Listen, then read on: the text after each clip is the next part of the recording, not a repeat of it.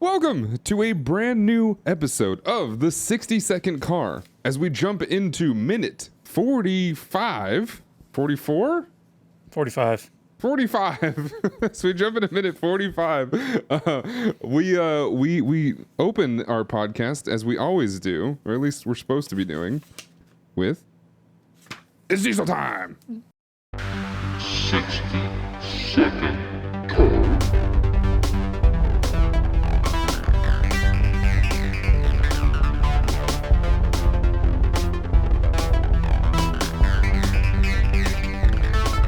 Welcome back to the 60-second car. The minute 45, I like, for some reason was looking at the timestamp, and I think I got a frame, our first frame, which is in like minute is like 43:59, and that like threw me off for my count because I obviously labeled it as 45, which was correct, but as we go to our screens, one of my timestamps is just before the mark. So technically I made a boo-boo? I don't know. Delete all the episodes, delete everything, delete your channel, delete yourself. We fucked it. All right. Yeah. Sounds good. Yep. All right. Cool. Yep. All right. Short episode. Bye forever.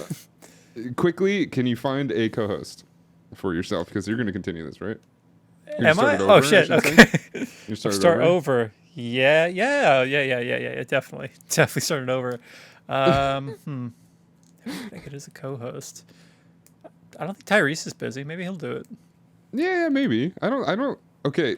Has he been in much since? I think we've talked about this, but I don't think so. No. Maybe he's doing music? Doesn't he also have music? He is a musician. He was a musician before he was an actor, and then he became an actor for The Fast and the Furious, and then I think he maybe did a couple of things outside of that, but that might be it. I'm not sure. He was in a movie called Baby Boy. Oh, that's right. Yeah, I think we did talk about this. Okay, it's starting to ring bells. Anyway, how are you, Daniel? Joined as my co-host as always, Mr. Daniel. Thank you for saving me from that Tyrese rabbit hole. It does feel like it's been a minute. It's a little bit weird. So it's been a little over what we normally do, as far as between this recording session and last. So things we're gonna have to swing back into them, but it hasn't been too long. I don't know. How's things? How's everything been? Not too bad. I feel like I've had a handful of boring weeks. So, that's good. Yeah, nothing really to report. Yeah, I mean, considering all the things, yeah, boring's good. Boring is good. It gives you more time to twiddle your thumbs and play more Zelda and all kinds of things. I've been playing balloons. Have you ever heard? You've heard of balloons, yeah? The inflatable spheres. Well, it's just balloons. It's hard to even say. BLOONS. It is a tower defense game where monkeys have all these different roles and they pop balloons. Oh, okay, cool. It's pretty cool. I'm playing on my phone. What is this? Okay. Cool. Yeah. Oh, speaking of that kind of thing. Yeah. My bit of excitement I had today, I got a couple physical copies of movies recently, and they all come with digital copies now that you can just like upload or like, you can watch on some app and forever feasibly, right? So I found out that you could get one of those stupid apps on my emulator. So I've made it so I can watch the new Metalocalypse movie and Fast X on my emulator the way the filmmakers intended. So on a nice 3-inch screen, I can be like, oh, look at them go. So that was my excitement for today when I realized that I could do that. I do love that emulator also painted the colors of what it's emulating, like on the actual thing itself. It's pretty cool. We were just talking about this. Yeah. You and I were talking about this privately about because I was wondering if you liked the emulator, and it seems pretty cool. I got a version of that on my phone, which is nice. I do, as I've been playing with it for a little bit, I do miss physical buttons though. It's hard playing with especially the analog or the digital D-pad is very strange to know which way you're going without kind of looking sometimes every now and then. I think somebody just took one of those like weird third-party like devices that you can find at TJ Maxx that connect to your phone and have like triggers on them to make that. I think they just put one of those into a casing, and that's all it really is. Because you could still poke the screen on this because it's apparently like a phone that somebody just like screwed up yeah. and made into that. But so I know what you're saying. It's a Raspberry Pi with an Android OS, right? Something like that. I don't know the first part, but yeah, for the last part. Raspberry Pis are there's just this like not proprietary, I don't think, but like this open source piece of hardware that you can it's like basically the board that you can customize and put as different settings on it and different amounts of memory. Nerd shit is what that means. Sure. Yeah, I got you. But essentially it's used for a lot of things. People run like tiny little servers that'll just run data to something or store a database on something so that it can like move a little robot. It's essentially a mini computer that you can customize to do pretty much whatever you want as long as what you put on it and what you can fit on it can handle the bandwidth, essentially. So yeah, I mean, if you load like a Android OS or something like that, you can essentially do lots of different things. In fact, you could probably create a whole movie database on there if you wanted, from totally legally supported systems and files. Yeah, absolutely. Yeah, totally. Probably. Theoretically. I feel like in the spirit of the Fast and the Furious, they'd be okay with whatever way you got a hold of that. But then again, I also shouldn't say this on the podcast. So forget what I said, but also remember what I said. You know what I mean? Forget it, but remember it. Yes. And. Yes, and forget it, but remember it. That is my motto. That will always be my motto. One thing Until I did you forget do. It. What's up? Yes, sorry. One thing I did do in our time away is I watched Fast and Furious, which this is the one movie I haven't seen in a very long time. Okay, that's 4, yes? That is 4, yes. And I guess I realized through this podcast, but I didn't really realize that that's where everything starts. That's where the current saga has begun. And then I totally, again, forgot that that's where Gal Gadot shows up for the first time. I guess I forgot that too, but you are right. That is when it feels like things both reset and come together in ways that then, that's where it kind of loses a lot of people. I went up on some weird lists where it was, I saw this list where it's like, movie franchise that should have stopped after the first one. This was on the list. I'm like, nah. Boo. Like people just lose it after like 2 or 3, and then it gets too crazy for them. It's gotta be 4 is where it 3. picks up. Well, that's the weird part, though, because people, I would say, on average, people probably don't like 2 very much, but they love 3. So how can you have this is where the franchise needs to end if you don't like the second one, but you like the third one? It means, it feels like, make up your mind. Make up your mind. You either like all the first 3, or you think it should have ended. Like, pick one. I don't know. Yeah, people on the list that represent everybody in the world. Yeah, I mean, let's be honest. A lot of those lists don't really make a whole lot of sense because, well, let's be even more honest. Do you care if I be more honest? You can be a little more honest. Don't be like a lot more honest. I don't know if I can handle a lot more honesty. You don't want me to start slipping into far right content? Oh, that's kind of honesty we're talking about? Yes, go all. I'm all right with honesty. If I'm going to be a lot more honest, critics of these movies will always be wrong unless they say that they watch them because they're great and they love them, and that's it. That's it. That's the end of the story. Yep, cool. Sounds good to me. So I kind of understand. So there's a bit of this. This is where everything kind of goes crazy, right? Because the first 3 movies sort of make sense. You have this like this beginning start, and then you have something that is completely different, but obviously in the future with Brian having gone to Florida and all this stuff. And then you have 3, which is just in a totally different like area and world and everything. I think the confusing part is where essentially the first 15 seconds you see Han, which is right after he dies in Tokyo Drift, without any like preface of this is in the past. And then later that gets changed anyway. So I think that's where people start to get a little bit lost. But you make enough movies, you can retcon whatever you want. That's how I see it. They don't really tell you that it's the past. No. not at all. Till 6, Well, 7. in 6 or 7 or whatever is in that later part of the series, they actually decide that it's not the past. Right? Isn't or do they? Because remember, like at a certain point, they reveal that Han doesn't actually die in that crash. Right. That's 8. That might be 8. Yeah, that's where Mr. Nobody reveals a bunch of weird stuff. Yeah. Yeah, and he's standing off in the darkness with him and watching his own body burn and all that. He's just off screen all the time. Yep. Well, Han is there. Han shows up there too, right? He's talking to Han at that point because he got out of the car in time, even though you very much saw him looking at the main character of 3 and then explode. Yep. But he's really fast. Yeah, he's really fast. I mean, he's Han, right? Yeah. Look, he's that's fast. hot for him because it's his speed. It's not his looks. Honk, Not baby. vain. Yeah, honk for speed. But what we are talking about, and now that we're into this, what we are talking about is minute 45 of The Fast and the Furious. And I don't know why I delayed, because there's actually a little bit to talk about here. There's a couple of scenes coming up soon where it's just kind of driving down the road, and I think I would like to. We'll talk about this off air a little bit, but I'd like to get another super fan guest in here so we can use those episodes to kind of just talk about the movie as a whole.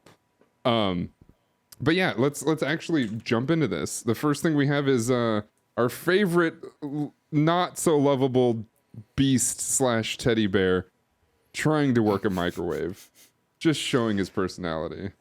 He's such a goddamn doofus in this minute. Yeah, Like it's so funny, but like it's like a cartoon. Like we'll get as this minute goes on, we'll get there. But yeah, him walking in, bang on the microwave, wash my car when you're done. He's just Bluto from like Popeye, and it's so stupid. It's so stupid.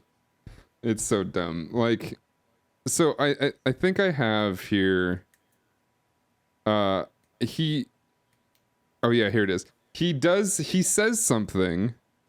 And okay, question before we go further. Answer. Are they Yes. drunk?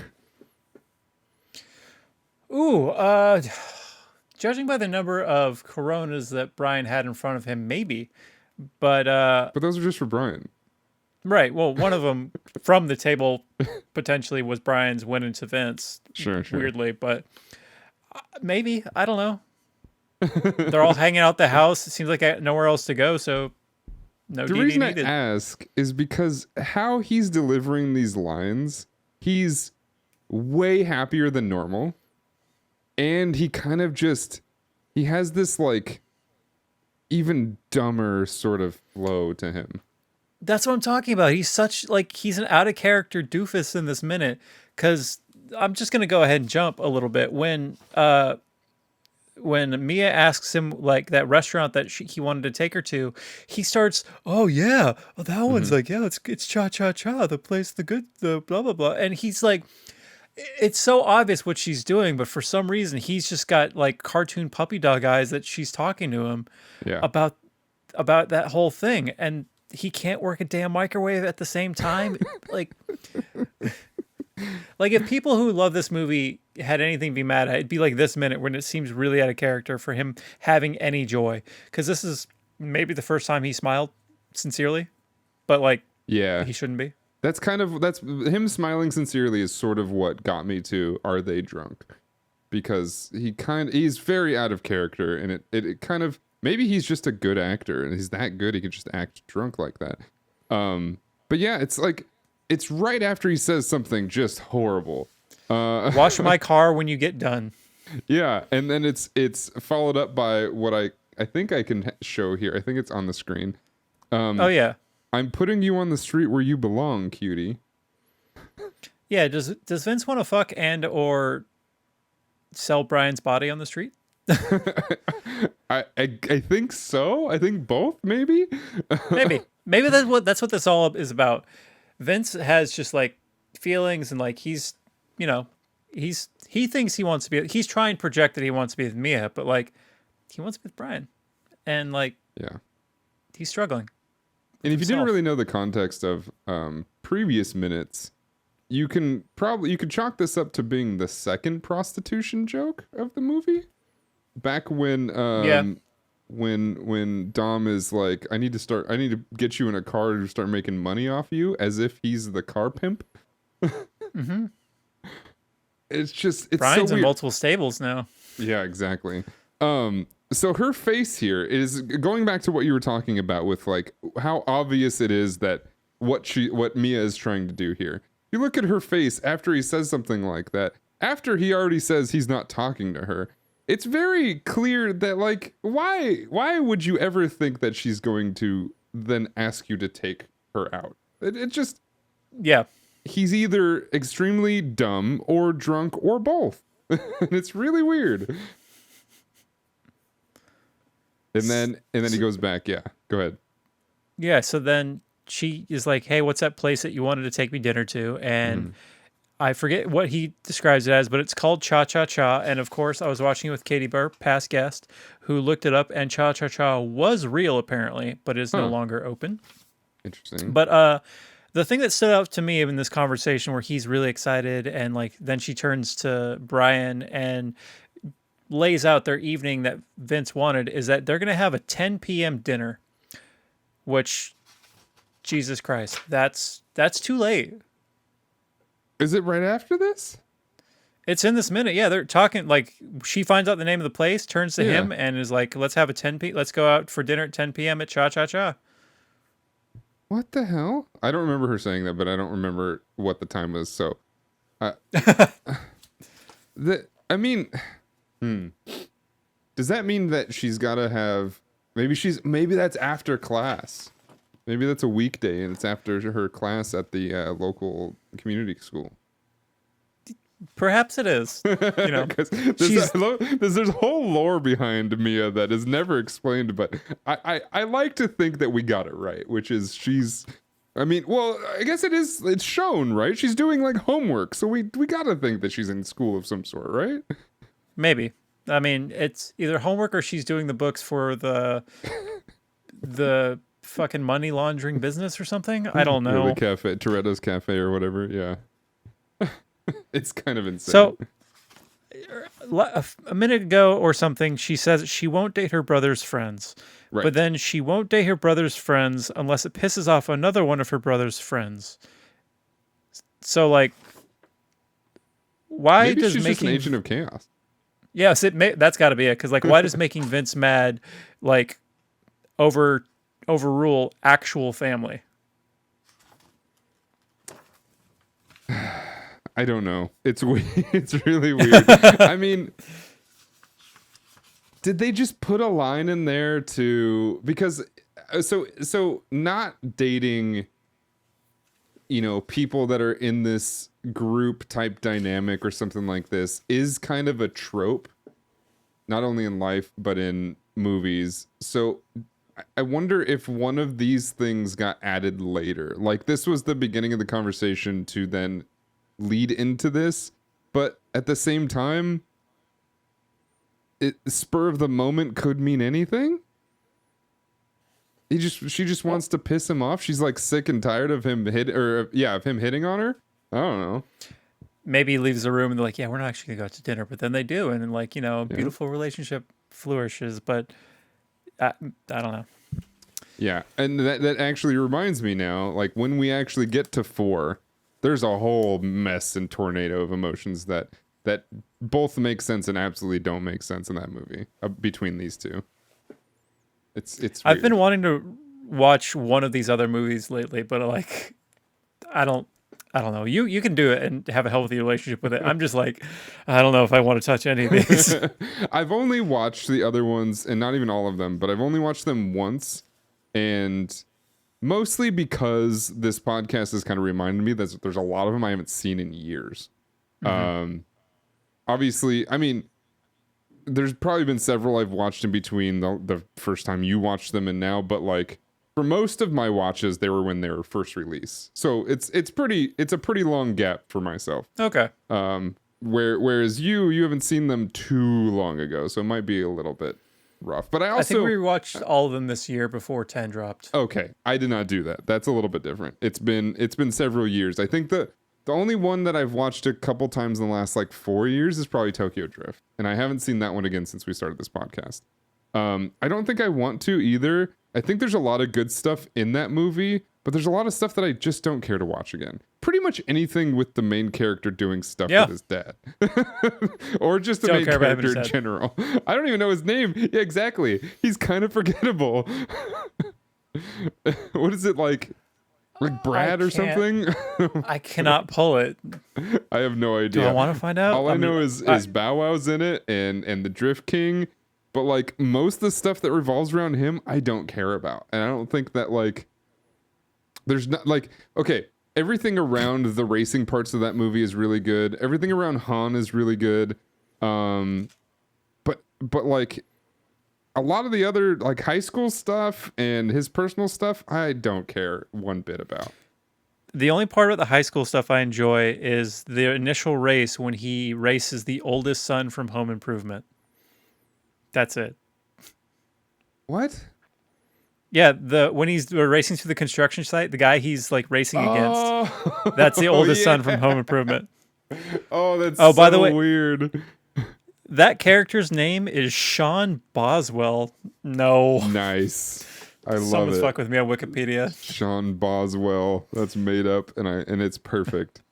They also let him go and ship him off after he probably caused hundreds and hundreds of thousands of dollars of damage. Mm-hmm. Racing through all those unfinished homes.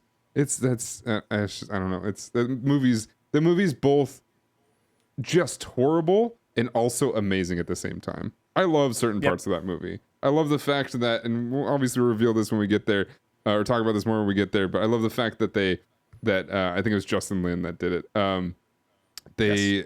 They drove through Shibuya Crossing without the consent of the government. I guess I didn't know that. Wow. Oh yeah, they did that, and they asked for permission, and then Tokyo said no, and they did it anyway. And essentially, all the crowd of people that were there, I don't know if they were just regular civilians or if they were extras, and they just did it really late at night where nobody was there. But they also then had a fall guy who spent a night in jail to take blame for it. Incredible. So I like those parts about the movie, but it gets weird. Back to this movie, The Fast and Furious. As soon as Mia tells Brian that, oh, that's where you'll take me, and evidently it is a 10 p.m. date. At Cha-Cha-Cha, yep. Do you remember if it was did she say a weekday or a weekend? Oh, I don't recall the day of the week. I don't even know if she said it, but yeah, okay. And then we get this lovely face. Oh man, oh God. I should have told him McDonald's. It's like one of those things like, does he realize that he messed up, or is he just pissed that she's doing this? Because I feel like as soon as this happens, I'd feel so embarrassed and be like, oh, I just got by like one of the most obvious things in the world. That gives like evidence to him being drunk. Maybe. Because like his reaction is just like, oh no, okay, damn it. It's like, such a weird reaction.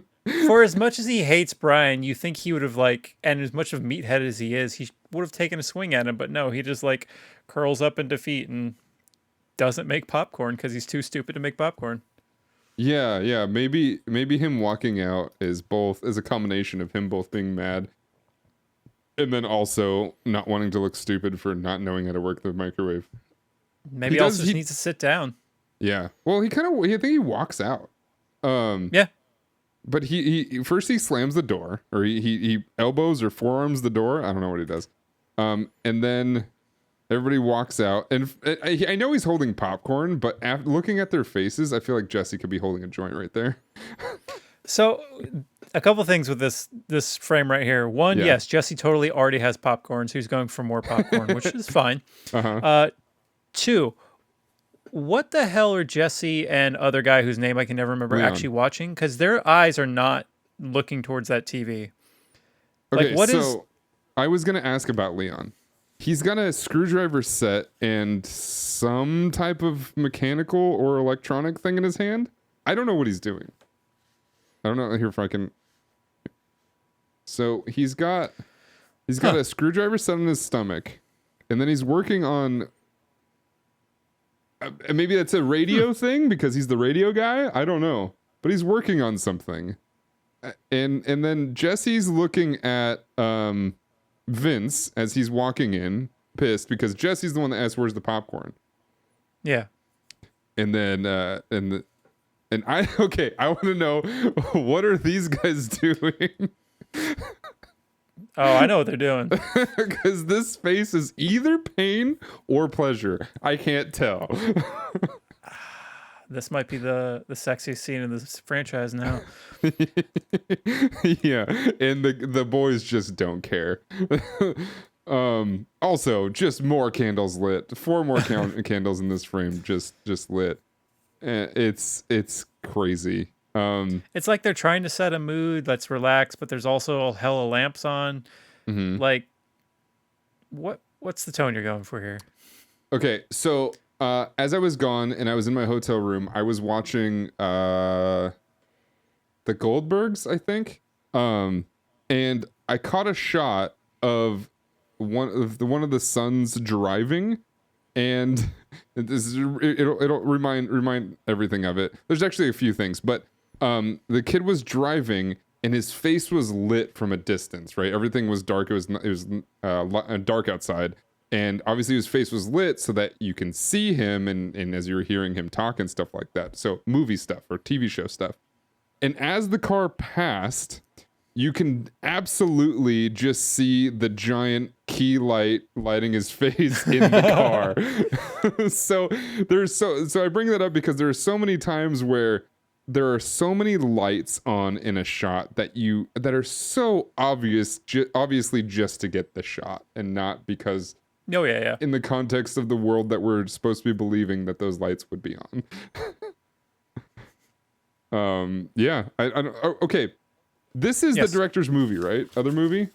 I think it should still be Dragon unless they're now watching something else since, Vince goes into the kitchen for some amount of time. Uh-huh. Well, we see him walk in and we see him walk out, so it's less than a minute, obviously. Well, it's about a minute, roughly. Yeah. So yeah, there's a way to time it. Too much time has been. Yeah, I don't know. But that looks okay. The reason I bring this up, that looks like Shredder from the Teenage Mutant Ninja Turtles. It does, yeah. Or it looks like it straight up looks like Shredder. That's Shredder, dude. Look, the Dragon, the Bruce Lee story is a biopic. It's could be, I don't know, could be shots from a movie he was making or something that then they put in this movie. I haven't seen it. I haven't seen a lot of Bruce Lee. Don't know. Let's just say it's Ninja Turtles 2. Probably 1.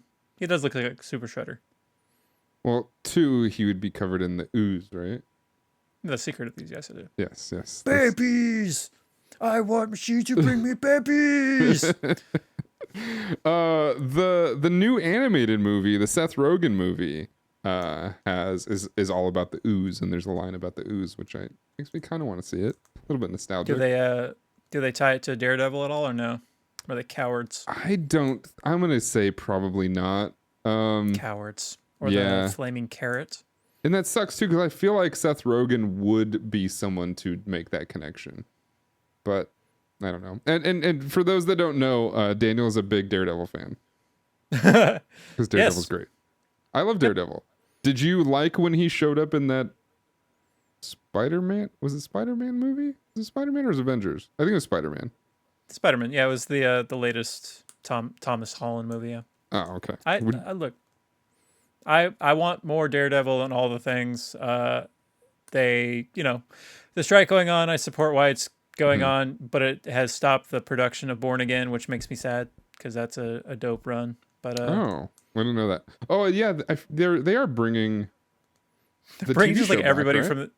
Yeah, it's like everyone from the Netflix show, and they're just like, all right, we're gonna do this storyline, and I guess Disneyfy it, so it won't be as bleak, maybe. Right, because that was the thing. It was produced by the Netflix which they might be doing before. If this was like more modern day, they might be Netflixing and chilling all together. Maybe that. Okay, maybe this is why Vince is double mad. One, he's fifth wheeling it here. Let's be honest. Oh yeah. Two, he goes in the kitchen and then learns that he can't even triple date this thing. He can't even triple date because Mia wants nothing to do with him. So he's now the seventh wheel. I'd be a little, I wouldn't be annoyed or pissed, but I'd be feeling pretty sad myself, I think. When he walks into the kitchen, does it show where he's coming from? Because in this shot, was he sitting at like the far couch by the window, or I don't know I think the shot is just him walking in the doorway. Yeah, so like maybe he also lost his spot. Be yeah. Either that so or much he's to be mad about here. Yeah, there's he's pissed, and most of the time he's a big oaf, and we don't really sympathize too much with it, but maybe he's right to be mad here. Maybe. Well, he's right about a lot of things. I don't know if this is one of them. It's true. He's right about a lot of things. And speaking of things that he's right about, the still within this minute, even though it is a completely new scene, we jump to my favorite high school film camera shot that I've ever seen, which is not this one where it shows the racer's edge, but we don't cut and we go straight to the very 45-degree canted angle of the cars coming Holy in. shit. I'm like, were we in high school making this movie? What just happened? There, I put mine at a nice angle to match. You have to pretend that you're taking a hard turn. Yeah, there we go. Yeah, exactly. Oh my god. Also, a whole different crew. These guys also don't carpool. No, they don't. Yeah, before we realize, because in this minute it's not revealed who this crew is, but like I wrote new crew because we get to meet some new friends. Because we don't recognize any of these cars. Well, we kind of do, but they're not. If you're a car person, maybe you do, but I don't. I'm not. So I think the only thing that I recognized when the movie first came out was the color of the lead car, because it's a little bit unique. But other than that, I wouldn't know anything about these cars. But yeah, that's gonna do it for minute 45 of the Fast and the Furious. I mean, we got some drama. We got some more drama from the same person we've been getting drama from this pretty much entire movie. Mr. Vince, or V, which Mia does call him in this minute. And maybe our first and only drunk character? I don't remember too many drunk people. Everyone drinks, but nobody gets drunk. Yeah. Maybe they're all bad actors, they don't know how to do it, and Vince is the only one that does. They've got me going through like every bar scene, every barbecue. Yeah. As somebody's screaming in the car. Remember that one scene? Remember that one scene where the guy was drunk? That I don't remember either. I don't know. But yeah, we have the roll up. This you guys can't see the screen anymore, but I'm staring at it. It's hilarious to me. But that is minute 45 of the Fast and Furious. Thank you all so much for listening. Thank you all so much for watching.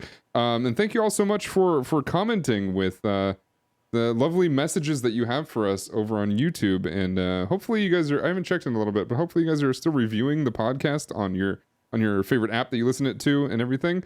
The downloads have been fantastic. I believe the first week with Katie Bear was also well received, which is awesome, because we love when we are able to have guests on, and guests that are able to analyze all the sauce rundowns and the food rundowns of any little scene. Because I'm gonna be honest, I'm constantly thinking of how do we talk about this, and how does it fit into the entire 10 movie saga plus of the entire franchise. And we need people like Katie Bear to break down the very minute details of every frame and shot. And what always makes me happy is, because of these things, and because it's only a minute long that we get to capture, I usually get a frame that is able to explain, or at least give the platform to explain those minute details. With that, my name is Dan. I'm joined as always with our co-host Daniel. You can go to danotage.tv/60second card to check out all of our deets and where to follow us. And once again, make sure you're engaging and having fun with it and letting us know. And with that, we'll see you next time. Family.